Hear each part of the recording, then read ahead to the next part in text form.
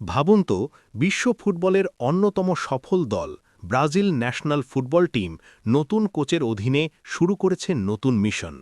আর সেই মিশনের নেতৃত্বে রয়েছেন কিংবদন্তি কোচ কার্লো আনচেলোত্তি। সামনে রয়েছে দুটি বড় পরীক্ষা: শক্তিশালী ফ্রান্স ন্যাশনাল ফুটবল টিম এবং দুর্দান্ত লড়াকু ক্রোয়েশিয়া ন্যাশনাল ফুটবল টিমের বিপক্ষে হাই ভোল্টেজ প্রীতি ম্যাচ।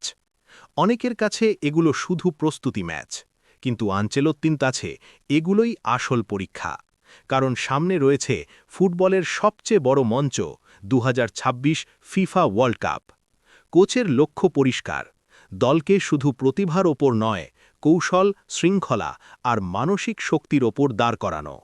অনুশীলনে তিনি জোর দিচ্ছেন গতি, বল দখল এবং দ্রুত আক্রমণে যাওয়ার কৌশলে।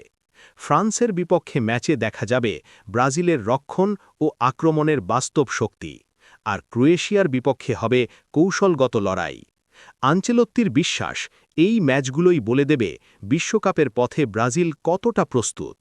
এখন প্রশ্ন একটাই: এই নতুন পরিকল্পনায় কি আবারও বিশ্বজয়ের পথে ফিরবে ব্রাজিল?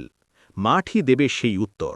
আপনার মতামত কি, কমেন্ট করে জানাতে ভুলবেন না।